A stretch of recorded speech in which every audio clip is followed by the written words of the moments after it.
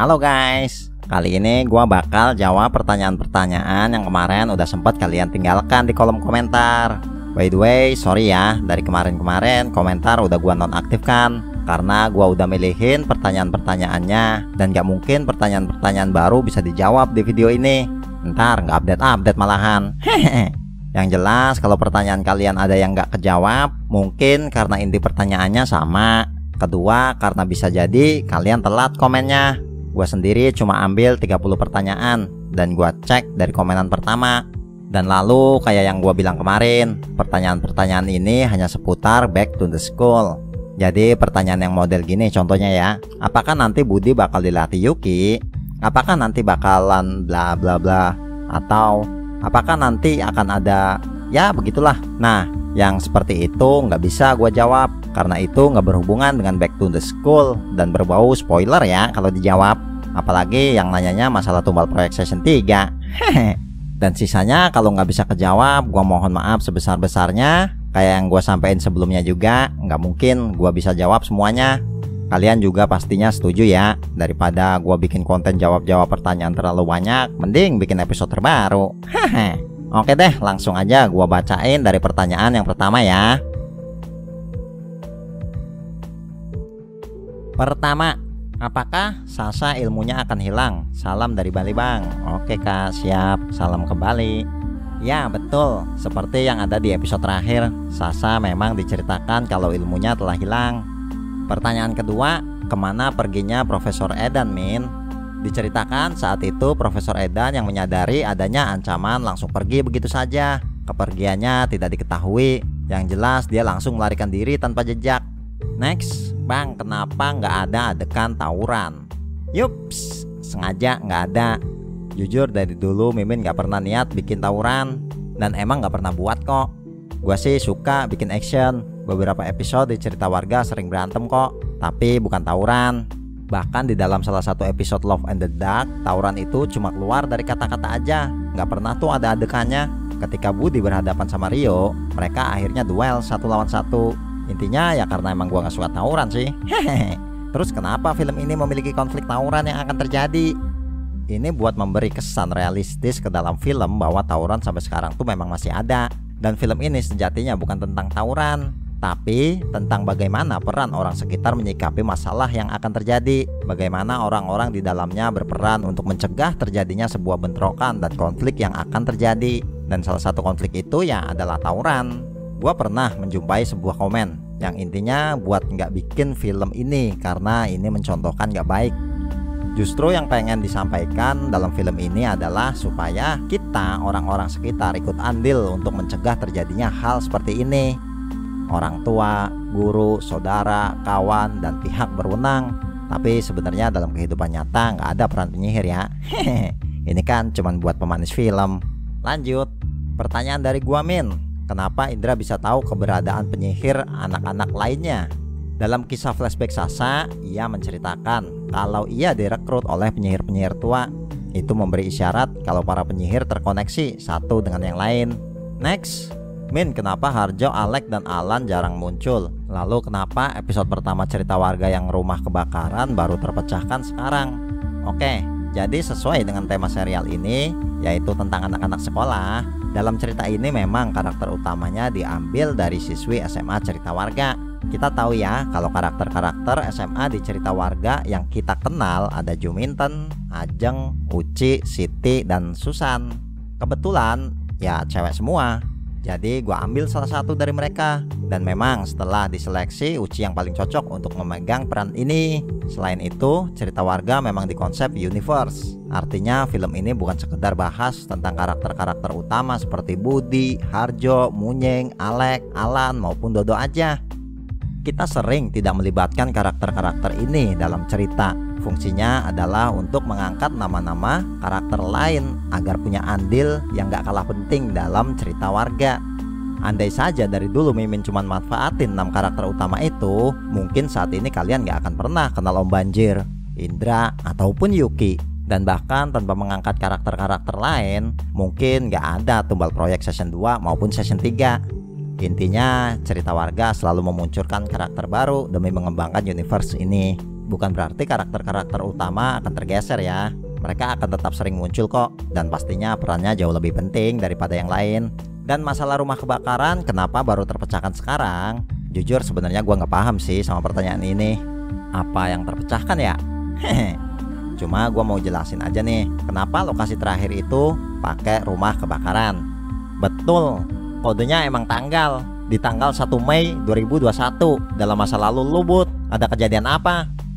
Jadi lokasi itu adalah lokasi pertama atau awal mula karakter-karakter cerita warga muncul, yaitu dalam episode Arwah Penasaran yang tayang tanggal 1 Mei 2021. Itu juga episode perdana Budi dan yang lainnya ada di cerita warga. Sesuai dengan teka-teki Sasa, selalu berhubungan dengan masa lalu. Dan kita ingin mengingat masa lalu kita dalam cerita warga. Kalau kalian lihat episode Arwah Penasaran lalu membandingkan dengan sekarang, kalian akan melihat begitu banyak perubahan yang terjadi, terutama Budi. Makanya teka-tekinya ia telah berubah. Lanjut lagi, Bang, kenapa di Back to the School episode 7 menit 11.07 kenapa suara Rio jadi suara Kevin? Terus gimana soal anak-anak yang bakal tawuran nanti? Mereka nagih serum. Hehe, betul. Ini cuma kesalahan editing kak, mohon maaf ya. Nah, untuk kesalahan itu kita udah dibenerin kok. Tapi kalian bisa lihat adegan itu bener ada di versi full movie-nya ya. Terus gimana soal anak-anak yang bakal tawuran nanti? Mereka nagih serum itu.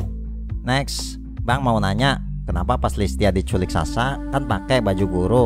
Kenapa pas udah lagi diikat kok beda bajunya? Jadi hijau, please dijawab. Bingung soalnya. Udah 2 tahun ngikutin nih. Oke, siap, terima kasih kak. Ini jawabannya sama ya kayak yang sebelumnya.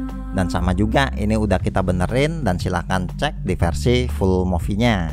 Lanjut, Bang, apa yang terjadi sama SMA sebelah? Dan apa yang terjadi pada Sasa? Dan dia sekarang ada di mana? Hukuman itu pasti sih, cuma nggak diceritakan secara detail dalam film ini. Uci menjelaskan hukuman teman-temannya karena dia adalah anak SMA cerita warga. Dalam versi anak SMA sebelah pastinya juga ada sih hukumannya. Sementara Sasa memang belum dijelaskan secara detail di mana. Jadi masih gantung. Iya, gantung. Kayak hubunganmu sama dia. Next, Min, saya bingung nih. Kan orang yang mempunyai kekuatan kayak Listia kan orang-orang yang berhasil lolos dari bunuh diri di tumbal proyek. Gini Min, kan Slamet Indra di sisi musuh. Gimana caranya Slamet bisa hilang kekuatan itu? Kan Indra di pihak musuh. Dan kalau pengelana mimpi datang pas selesainya tumbal proyek, kan Indra koma 2 bulan. Tolong dijawab ya Min, saya bingung. Oh, mungkin pertanyaannya Oke. Gua bantu jelasin deh ya. Pertama adalah, sejak kapan Indra jadi musuh? Dari awal Indra nggak pernah jadi musuh kok. Yang dilakukan Indra ke Budi itu urusan pribadi. Begitu pula saat Indra membuat Alan gila dalam tumbal proyek season 2 karena Alan menyakiti orang yang dia sayang, yaitu Mimin. Indra nggak mau pakai sihirnya ke orang yang nggak dia benci. Itu sebabnya di tumbal proyek season 2 Indra memilih dihajar sama Harjo, Alek, dan Dodo daripada menggunakan sihir untuk melawan. Nah, kalau kalian bingung sama timeline cerita warga, ini sempat disinggung dalam beberapa scene. Pertama dalam scene ini. Gak kerasa ya, 4 tahun yang lalu kamu masih jadi murid di sini dan sekarang udah mulai mengajar. Artinya jarak Listia lulus sampai sekarang sudah terjadi selama 4 tahun. Itu juga dijelaskan dalam tumbal proyek season 2 ketika menceritakan flashback Indra. Sedangkan Indra sudah bisa sihir semenjak kelas 12 SMA. Bisa dilihat dalam episode Dark Side di mana ia menggunakan makhluk halus untuk mengganggu Budi. Yang artinya Indra sudah sekitar 5 tahunan mempelajari sihir kalau ditarik sampai sekarang. Sasa pernah bilang 2 tahun terakhir mereka diteror oleh pengelana mimpi. Artinya setelah 3 tahun Indra mempelajari sihir, dia jadi pengelana mimpi.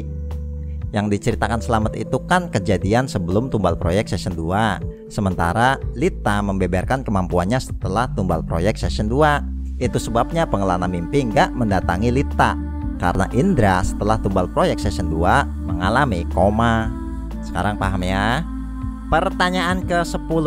Ya, ini udah sampai pertanyaan ke-10 ya. Bang, saya mau tanya, kenapa Profesor Edan bersekutu dengan Rio dan Kevin? Bukannya setelah tumbal proyek season 2 Profesor Edan kabur ya? kok tiba-tiba bersekutu sama Rio dan Kevin? Apa waktu Profesor Edan kabur dia ketemu sama Rio dan Kevin dan kemudian ngajak mereka untuk bersekutu? Itu aja pertanyaan saya, semoga dijawab. Terima kasih. Semoga sukses terus cerita warga. Amin. Yups, betul. Yang menggagalkan rencana Profesor Edan adalah anak-anak cerita warga. Itu sebabnya Edan mencari beberapa sekutu yang juga memiliki dendam sama anak-anak cerita warga.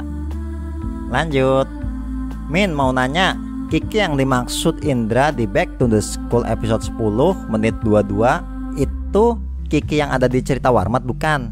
Kan katanya cerita Warmat sama cerita warga masih satu universe. Dan juga siapa itu Kevin? Perasaan di Back to the School pertama kayak nggak pernah ada karakter Kevin. Mohon bantu Min.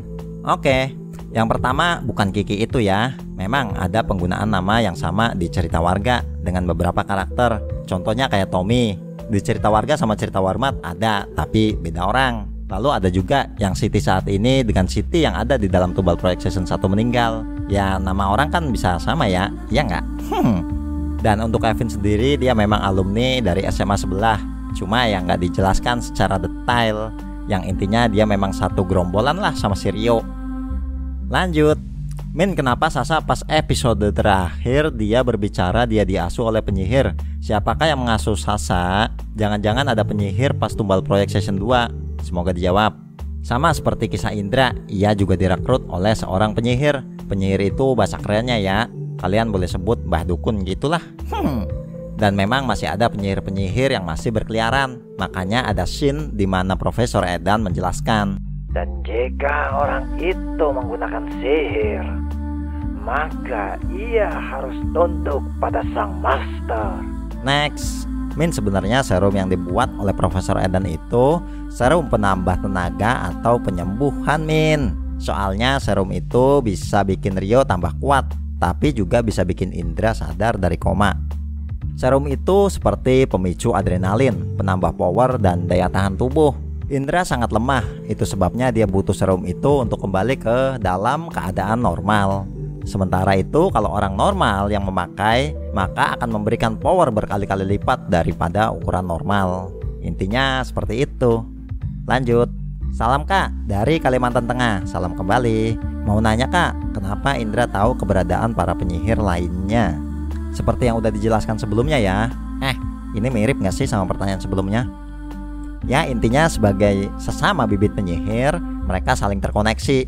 Ya contohnya kayak gua lah, gua animator dan gua bisa ngubungin animator lainnya. Ada koneksi supaya kita bisa berkomunikasi sama mereka. Sementara kalian belum pasti bisa kan? Nah lebih tepatnya kayak gitulah, satu circle gitu. Kak Munyeng, kenapa Pak Doni milih Widya untuk calon Kak Dodo? Itu aja sih, penasaran. Itu mah karena stok cewek yang siap buat bersekongkol sama Pak Doni cuma Widya saat itu. Di episode 1 Widya sempat muncul untuk memberitahu ke penonton kalau dia adalah pembantu Pak Doni. Ya namanya bos kan banyak uang, nggak tahu diupain berapa sih itu buat begitu. Atau jangan-jangan beneran mau dijodohin ya? Ntar deh gua tanyain ke Pak Doninya langsung. Next, Bang mau tanya di episode 10 atau terakhir di serial Back to the School, di akhir video kan kepala sekolah cerita warga dan Pak Ian lagi ngomongin tentang penggagalan tawuran SMA cerita warga dan SMA sebelah. Terus kata Pak Ian ada yang mengawasi sekolahan SMA cerita warga. Nah tepatnya di akhir video diperlihatkan seseorang, yaitu yang pernah disuruh kepala sekolah SMA cerita warga. Apakah orang itu bagian suruhan atau rencana Profesor Edan? Please dijawab ya Bang. Kalau mendengar pembicaraan Pak Ian, ya jelas dia salah satu sekutu Profesor Edan. Ini adalah warning sih ke cerita warga ke depan, karena sebenarnya dia sudah lama dipersiapkan. Hati-hati, dia udah sering masang CCTV di beberapa tempat loh. Kalau itu tanyanya jangan sama saya Mbak, saya cuma disuruh. Bang Munyeng, apa sih yang membuat Indra jadi pengelana mimpi? Penasaran apa yang membuat Indra jadi pengelana mimpi? Seperti kata Indra, sihir memberikan kita kemampuan untuk menciptakan power yang gak bisa kita kontrol. Kita akan selalu berpikir untuk menggunakannya dalam setiap masalah. Itu sebabnya gua gak suka para penyihir. Itu sebabnya dia justru memanfaatkan kemampuan sihirnya untuk mencabut kemampuan sihir penyihir lain. Next, Kenapa Indra mau bantu Uci? Ini pertanyaan simpel yang cukup menarik sih. Simak bareng-bareng yuk jawaban kali ini. Gua bakal kasih tahu kalian gimana sih gua bikin pola cerita ini. Sebenarnya cerita ini dikonsep dengan topik saling membantu. Ada 5 karakter di sini yang disusun untuk membentuk pola itu dalam pembuatan skrip, yaitu Indra, Yuki, Jong, Anto, dan Munyeng. Polanya adalah Indra membutuhkan Yuki untuk menyelamatkannya, Yuki membutuhkan Jong untuk menemukan Profesor Edan, Jong membutuhkan Anto untuk mendapatkan serumnya, Anto butuh Munyeng untuk kembali kerja di tempat Pak Doni, dan Munyeng butuh Indra untuk membantu Uci menyelamatkan kawannya. Setelah pola itu selesai, film pun ikut selesai karena memang tujuannya begitu. Lanjut, Min, kenapa Harjo jarang nongol di series Back to the School ini? Kangen Harjo ngerusuin lagi. Kayaknya ini mirip sama pertanyaan awal ya. Oke, gua tambahin deh jawabannya. Intinya nggak semua cerita tuh cocok dijadikan lucu. Cerita warga disusun agar orang dewasa juga bisa menikmatinya. Makanya nggak jarang ada aja cerita-cerita yang serius. Jujur, cerita warga nggak sedang mementingkan view, yang hanya sekedar filmnya pengen banyak ditonton dengan memanfaatkan karakter-karakter unggulan aja supaya channel rame. Kalau itu yang kita pikirkan, ngapain sih capek-capek bikin tumbal proyek yang harus nyusun sejauh ini selama ini dengan banyak banget karakter yang sebenarnya hanya bikin lama pengerjaan. Mending bikin video-video dengan karakter cuma 1-2 biji, yang penting update terus. Ya itulah kalau memang sekedar pengennya rame aja. Sayangnya bukan itu tujuan gua. Tujuan gua adalah mengembangkan universe ini supaya tersusun dengan rapih secara detail. Dan ini adalah pertanyaan ke-20. Gue selalu bingung dan selalu bertanya-tanya di benakku, kapan Sasa dipungut sama penyihir? Gue tahu ini pernah dibahas tapi kurang lengkap. Dan siapa si penyihir itu? Apakah si dukun? Oke, intinya nggak semua karakter itu lengkap dijelasin ya kak, apalagi antagonis. Lanjut, Min mau nanya, Kevin itu sebenarnya siapa? Karena sejauh saya ngikutin cerita warga, setahu saya Kevin jarang atau bahkan nggak pernah terlihat. Apa dia alumni SMA sebelah sama dengan Rio? Dan apa keterlibatan si Kevin dalam permasalahan di serial Back to the School ini? Sebenarnya ini pertanyaan yang mirip sama yang tadi ya. Mungkin tadi kurang dijelaskan secara rinci. Oke deh. Iya, Kevin adalah alumni SMA sebelah. Tadinya kita mau ambil dari salah satu anak buah Rio yang pernah terlibat dulu. Tapi karena nggak dapat kandidat yang bagus, akhirnya kita pakai Kevin. Anggap saja dari 300 orang yang pernah dihadapin Budi, ya itu ada Kevinnya tuh di tengah-tengah nyempil. Min, kan di episode 9 si Rahman kan tadinya nggak mau dengerin live-nya Uci. Tapi kenapa Min, pas Uci ditangkap sama Sasa, Rahman sama temen-temennya datang. Kan Rahman sudah lihat pas live-nya Uci yang dikendalikan sama Sasa, dan Rahman tetap memilih tawuran sama SMA sebelah. Kok bisa Min, Uci lagi dihipnotis ngirim GPS ke Rahman yang gak mau dengerin kata Uci, tetap mau tawuran. Apa mungkin ngirimnya sebelum live Min? Intinya bingung di pasukan Rahman tiba-tiba datang, padahal di episode 9 Rahman sama teman-temannya udah pada lari buat ikut tawuran. Tiba-tiba larinya ke tempat Uci. Wait, lo tahu dari mana Rahman lari mau tawuran? Emangnya Rahman ngomong kalau dia lari itu mau tawuran? Hehe. Ya, seperti yang disampaikan dalam film bahwa sebelumnya Uci mengirim GPS. Ketika Uci streaming, Rahman merasa ada yang gak beres, makanya Rahman langsung connect sama pesan Uci. Dan maksud Rahman, kita udah kumpul semua begini, kita gak mungkin gak ngelakuin apa-apa Wan. Ayo ikut gua. Nah, itu adalah menyelamatkan Uci, bukan berangkat tawuran ya. Yang Indra sebut-sebut pas scene akhir lawan Sasa itu sessionnya belum ada ya. Oh iya, itu memang belum pernah ada kak. Next, halo cerita warga, mau tanya kak, Siti kan udah mati di tumbal proyek 1, tapi kok ini ada lagi di Back to the School? Thank you. Oh ini tadi udah dijawab ya. Gua perjelas lagi, ini cuma kesamaan nama aja. Toh kalian nggak tahu kan wujud Siti dalam tumbal proyek season 1? Kak, Uci sama Sasa saat Sasa dihipnotis Uci di mana? Dan kok bisa-bisa ada di situ? Sekian, terima kasih kak, sehat selalu buat tim cerita warga. Amin, sehat juga ya buat yang di sana. Sasa itu penyihir, alih-alih Uci mau menangkap Sasa, justru Sasa yang menangkap Uci. Lokasi itu intinya ada di sebuah tempat yang gak diketahui.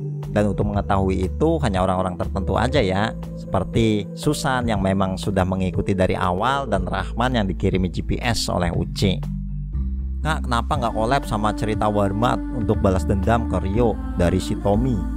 Sebenarnya pengen sih, cuma jujur gua takut ceritanya nggak sinkron. Kita itu satu universe, otomatis pakai aset yang ada buat pengerjaannya. Nah problemnya adalah karakter-karakter cerita Warma tuh nggak bisa muter-muter. Itu aja sih. Dalam adegan Tumbal Proyek Season 2 ini, kalau kalian perhatikan, itu cuma Tommy yang nggak bisa muter ke belakang. Lalu perhatikan lagi kalau dia nonjok, gerakannya tuh sangat terbatas. Ini faktornya karena memang nggak ada hadap belakangnya, sampai-sampai tangannya tuh nggak bisa terlalu maju.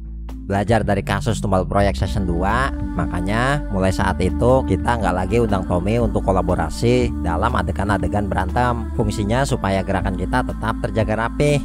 Cuma bukan berarti kita nggak bakal collab ya. Kita bakalan tetap collab kok, tapi untuk beberapa poin memang digarisbawahi. Kan kita satu universe, kenapa nggak dibuat bisa muter aja kayak cerita warga? Kita emang satu universe, tapi kita beda studio. Meski satu universe, kita punya konflik dan tujuan yang berbeda. Jadi kalau mau collab, ya otomatis cuma memanfaatkan aset yang udah dia punya. Gak perlu gua bikin ulang, karena karakternya udah sama stylenya. Dan untuk karakter yang memang bisa muter kayak cerita warga itu udah sempet gua arahin jauh-jauh hari. Gua juga udah kasih sampel karakter biar dia pelajari. Gua udah pernah sampein kalau suka dengan adegan berantem, tolong gerakannya dirapihin biar lebih enak dilihat. Tapi mungkin dia lebih fokus ngembangin ceritanya daripada gerakannya. Setiap orang punya hak berkreasi sesuai apa yang mereka inginkan. Lanjut, Kak, kenapa Sasa nggak disebutin sama Uci di momen akhir pas Uci lagi ngomong ke gengnya soal hukuman yang diterima oleh Tere dan geng? Apa Sasa dikeluarkan atau memang tokonya hilang gitu aja? Iya Kak, kayak yang tadi disampaikan, nasibnya ngegantung. Nggak disebutkan dia dikeluarkan dari sekolah SMA karena ini keberadaannya entah ada di mana. Gua mau tanya bang, di episode 3 Ajeng kasih duit ke Harjo karena minta nomornya Munying. Kenapa Ajeng nggak minta ke Uci aja sih? Sumpah bingung. Kok bingung sih? Yuk simak yuk. Dia kirim gambar lu lagi berduaan sama si Rahman. Lah, siapa tuh?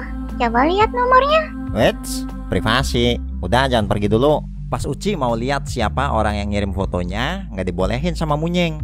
Itu artinya Ajeng emang diam-diam mengirim foto Uci ke Munying. Ajeng kan sempat kesel sama Uci karena terlihat dekat sama Rahman sehingga kesannya nggak peduli sama teman-temannya. Makanya Ajeng kirim foto ke Munying supaya mencegah Uci dekat sama Rahman, karena Ajeng tahu kalau Uci nggak akan diizinin pacaran sama Munying. Ya kalau mintanya sama Uci langsung, dicurigain dong sama Uci. Yang ada gagal dia ngirim foto ke Munying. Hehe. Walaupun cerita warga mengoneksi dari serial lainnya, tapi saya tetap paham karena udah nonton cerita warga. Ini sebenarnya bukan pertanyaan sih. Kok kena sortir ya sama gua? Nggak tau lah. Hehe. Makasih ya Kak. By the way ini udah 29 pertanyaan. Kalau ini nggak dihitung ya minimal udah diganti tadi, karena ada yang nanya 2 kali sekaligus lah. Dan kita sampai di pertanyaan terakhir. Si Indra kok bisa jadi pengelana mimpi di serial Darkseid? Ini nggak pakai koma cuy. Si Indra kok bisa jadi pengelana mimpi? Di serial Darkseid dia tidak ditunjukkan belajar punya kemampuan pengelana mimpi. Dan di episode serial Back to the School, kata Sasa anggota sang master diteror pengelana mimpi 2 tahun yang lalu. Jadi Indra punya kemampuan ini kapan? Aduh udah emang sliwer nih nyortirnya. Mungkin udah kebanyakan pertanyaannya. Karena sebenarnya ini udah dijawab tadi ya. Cuma mungkin mau gue perlengkap di bagian Indra nggak jadi pengelana mimpi di Darkseid. Oke, di sana memang nggak terlihat Indra jadi pengelana mimpi karena dia nggak ketemu dengan penyihir lain intinya. Ya itulah jawaban-jawaban dari gue. Oke, sebenarnya itu udah 30 pertanyaan sih. Cuma ada tambahan pertanyaan nih. Beberapa pertanyaan ini mungkin lebih tepatnya salah paham atau kurang paham sama ceritanya. Bisa juga karena belum nonton atau nggak nonton episode yang berkaitan. Gua jawab cepet aja nih ya. Pertama, kenapa si Rio lebih kuat dari Budi? Kak Munying, kenapa Budi bisa kalah lawan Rio? Tolong dibahas ya. Oke, di film ini sebenarnya udah sangat jelas ya jawabannya ya, pakai serum. Maaf Kak, itu Profesor Edan yang botak itu gimana ceritanya kalau sebenarnya dia masih hidup? Sedangkan waktu di Tumbal Proyek dia kan udah musnah. Mohon klarifikasinya. Terus aku kirim salam ya buat pengisi suara Listia. Oke, nanti salamkan ya. Ini sebenarnya nggak perlu diklarifikasi ya. Mungkin kakak nonton Tumbal Proyek Season 2 sampai episode 9. Ini kalau dijelasin sih panjang banget. Jadi silahkan cek Tumbal Proyek Season 2 episode 10 dan 11. Di sana udah detail banget kok kronologinya. kamunya yang kenapa pengelana mimpi? Indra tidak mencabut kemampuan Ella, sementara Listia dan Slamet dicabut kemampuannya. Sebenarnya ini udah dijelasin di serial ini juga. Silahkan tonton di episode 6. Nah kalau kurang jelas masalah Ella, karena memang belum ketemu Ella ya. Assalamualaikum Min. Waalaikumsalam. Kak Listia kok bisa lihat makhluk-makhluk di episode 2? Tapi kan Listia tidak sempat bunuh diri. Tapi kok Listia punya kemampuan itu? Sekian Min, maaf kalau ada kata yang salah, yang tidak enak sama Min Ridwan. Oke siap Kak. Oke deh, kalau begitu wajib lihat adegan ini sih.